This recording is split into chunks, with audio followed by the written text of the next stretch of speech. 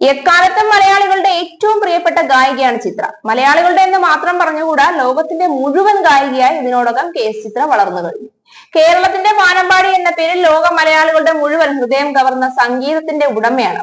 സംഗീതം മാത്രമല്ല, ഏറ്റവും ഭംഗിയുള്ള സ്വഭാവ സവിശേഷതകൾ കൊണ്ടും ഇതിനോടകം എല്ലാവരുടെയും ഹൃദയം കവർന്നിട്ടുണ്ട് ഈ ഗായിക.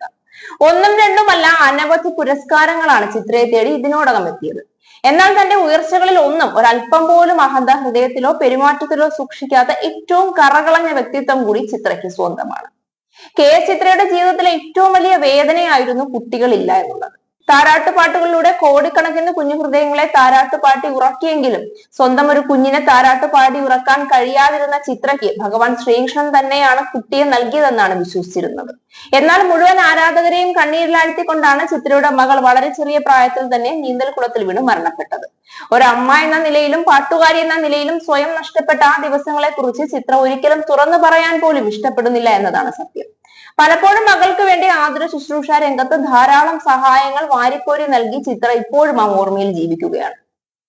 ഇത് ആദ്യമായാണ് മകളുടെ ഓർമ്മ ദിനത്തിൽ വേദനിക്കുന്ന ഒരു കുറിപ്പ് ചിത്ര പങ്കുവച്ചിരിക്കുന്നത്. മകളുടെ ചിത്രം പങ്കുവച്ച് "നീ ഇന്നും എന്റെ ഹൃദയത്തിൽ ജീവിച്ചിരിക്കുന്നു" എന്നാണ് ചിത്ര കുറിച്ചത്. മകളെ നഷ്ടപ്പെട്ടതിന്റെ വേദന അളക്കാനാവാത്തതാണെന്നും ഒരു ദിവസം നാം കണ്ടുമുട്ടുമെന്നും ഫേസ്ബുക്കിൽ പങ്കുവച്ച കുറിപ്പിൽ ചിത്ര പറഞ്ഞു. "എനിക്കിനി നിന്നെ തൊടാൻ കഴിയില്ല, നിന്നെ കേൾക്കാൻ കഴിയില്ല, നിന്നെ കാണാൻ കഴിയില്ല. പക്ഷെ നീ എന്റെ ഹൃദയത്തിൽ ജീവിച്ചിരിക്കുന്നതിനാൽ എനിക്ക് നിന്നെ എപ്പോഴും അനുഭവിക്കാൻ കഴിയും. എന്റെ പ്രിയപ്പെട്ടവളെ, ഒരു നാൾ നാം വീണ്ടും കണ്ടുമുട്ടും. നിന്നെ നഷ്ടപ്പെട്ടതിന്റെ വേദന അളക്കാനാവാത്തതാണ്. ആകാശത്തിലെ ഏറ്റവും വലിയ നക്ഷത്രം നീയാണെന്ന് എനിക്കറിയാം. സ്രഷ്ടാവിന്റെ ലോകത്ത് നീ നന്നായി ജീവിക്കുന്നുവെന്ന് ഞാൻ പ്രതീക്ഷിക്കുന്നു" എന്ന് ചിത്ര കുറിച്ചു.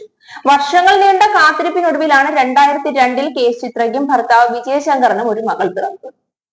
എന്നാൽ 2011 ദുബായിലെ വില്ലയിൽ നീന്തൽക്കുളത്തിൽ വീണ് 9 വയസ്സുകാരിയായ നന്ദന മരണപ്പെടുകയായിരുന്നു.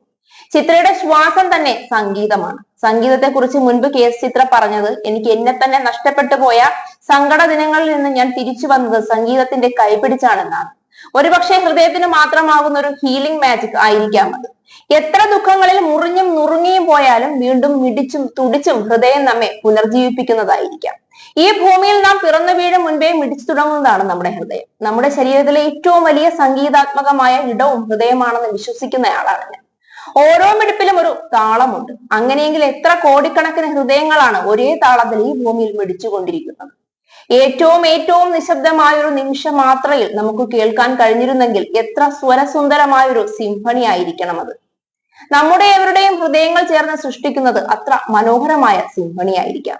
പ്രപഞ്ചം ഒരു പക്ഷെ ആ സംഗീതത്തിന് കാതോർക്കുന്നുണ്ടായിരിക്കണം. ഏതെങ്കിലും ഒരു ഹൃദയം മുറിപ്പെടുമ്പോൾ, രോഗം കൊണ്ടോ വ്യഥ കൊണ്ടോ ആ ഹൃദയതാളം മുറിയുമ്പോൾ നമുക്ക് ചുറ്റിലും അലയടിക്കുന്ന ആ മധുര സംഗീതിക കൂടിയല്ലേ താളം മുറിഞ്ഞു പോകുന്നത്. അങ്ങനെ സംഭവിക്കാതിരിക്കട്ടെ. ഓരോ ഹൃദയത്തിൽ നിന്നും സന്തോഷത്തിന്റെയും സൗഖ്യത്തിന്റെയും സുന്ദര സംഗീതം ഉയരട്ടെ. ഒപ്പം പിടിക്കുന്ന ഹൃദയങ്ങളെ ചേർത്ത് പിടിക്കാൻ നമുക്ക് കഴിയട്ടെ. ഇത്തരത്തിൽ സംഗീതത്തെ ചേർത്ത് പിടിച്ചുകൊണ്ട് തന്നെയാണ് ചിത്ര തന്റെ ജീവിതത്തിലെ ഏറ്റവും വലിയ നഷ്ടത്തിൽ നിന്ന് വീണ്ടും സംഗീത ലോകത്തിലേക്ക് തിരിച്ചു വന്നത്.